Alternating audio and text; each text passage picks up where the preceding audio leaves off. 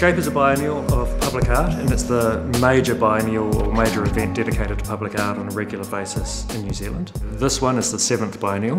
We've been pushed out a year by the earthquakes. SCAPE 7 specifically has been put together obviously in the aftermath of the earthquakes here in Christchurch.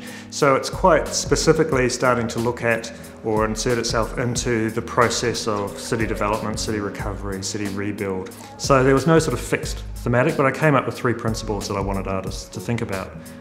One was mobility, which reflects the sort of experience of people in Christchurch in recent years, forced mobility, needing to move home, move workplace, travel patterns, the inner city being closed, all that sort of thing.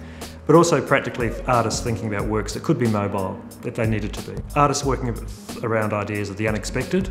Obviously something unexpected utterly changed the sort of condition and environment and future of the city.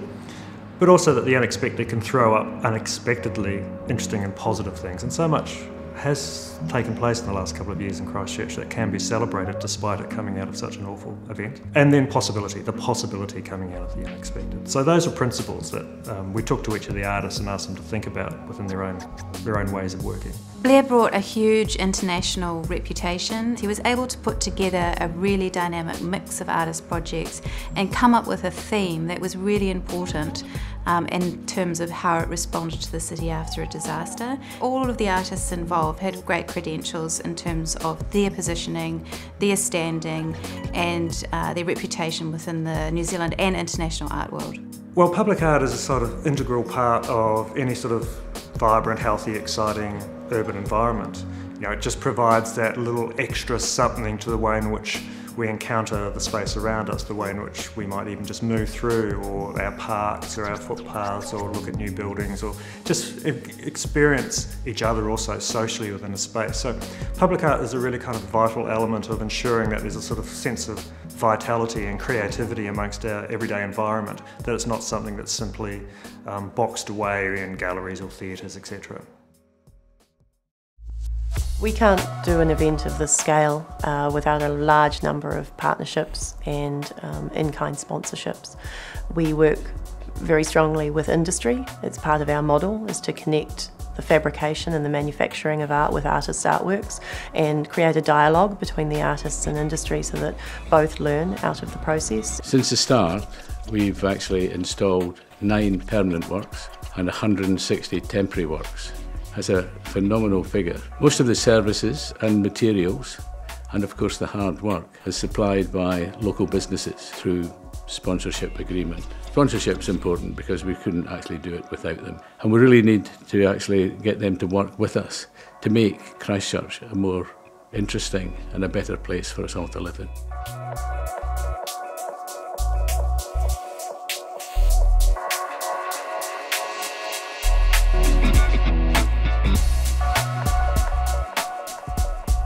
Art Central was our central hub. The design of the hub was transitional in terms of a temporary dwelling which could pop up for the event but that we could also reuse. So what they came up with was a structure where we could have a classroom, we could have our visitor host, we could have facilities, amenities. It was incredibly well received. Our key partner and sponsor in it was Westpac, and they helped us through the partnership to promote more widely to Christchurch people.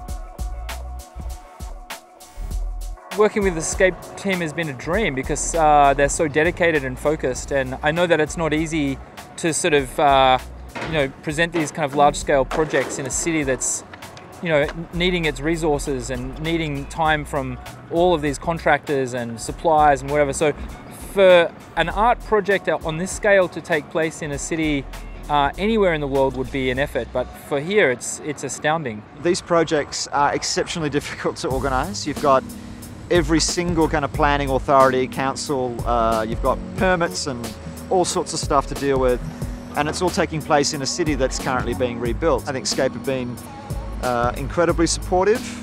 They've been really interested in ambitious works. The process of working with SCAPE has been pretty amazing and magical for me because I've never made an artwork in public space before, so to have that opportunity was really wonderful. SCAPE is great. I mean, it's really quite a different way of working for me.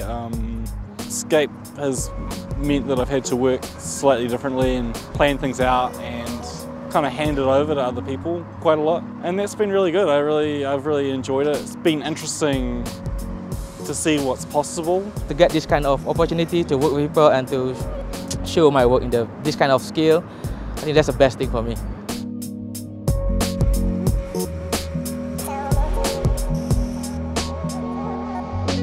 We made an absolute effort, and that was central to our strategy, to make sure that we remained in the central city. It wasn't easy at times because you've got a city that is coming down, going up, and there are a whole lot of logistical challenges around putting a biennial on in a city like this. But it's very, very important to us in terms of our strategy that we could see that contemporary public art and the artworks through the biennial were going to enable people to come back into their city, to be able to see it in a different light through the contemporary art that we produce.